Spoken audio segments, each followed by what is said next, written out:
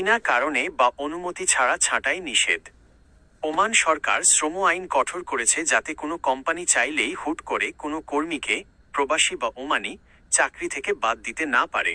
যৌক্তিক কারণ: কোম্পানিকে অবশ্যই কর্মী ছাঁটাইয়ের জন্য সুনির্দিষ্ট কারণ দেখাতে হবে।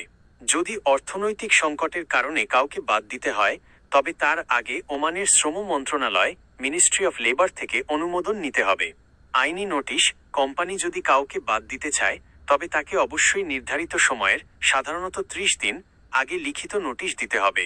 কর্মক্ষমতা সংক্রান্ত নিয়ম: যদি কোনো কর্মীর কাজে সন্তুষ্ট না হয়, তবে তাকে সরাসরি ছাঁটাই করা যাবে না। প্রথমে তাকে সতর্ক করতে হবে এবং নিজেকে শুধরে নেওয়ার জন্য অন্তত 6 মাস সময় দিতে হবে। 2. কোম্পানি পরিবর্তনের অধিকার।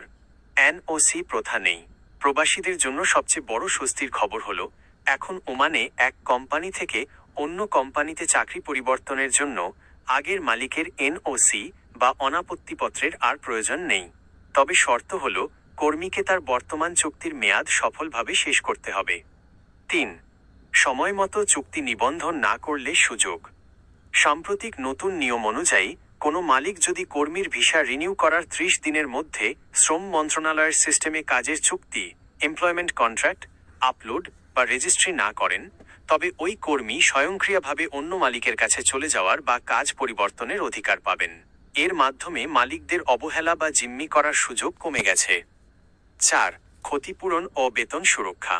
অবৈধ ছাঁটাইয়ের সাজা: কোনো কোম্পানি যদি নিয়ম না মেনে বা অন্যায়ভাবে কাউকে চাকরি থেকে বাদ দেয়, তবে আদালত সেই কর্মীকে 12 মাসের বেতনের সমপরিমাণ টাকা ক্ষতিপূরণ হিসেবে দেওয়ার নির্দেশ দিতে পারে।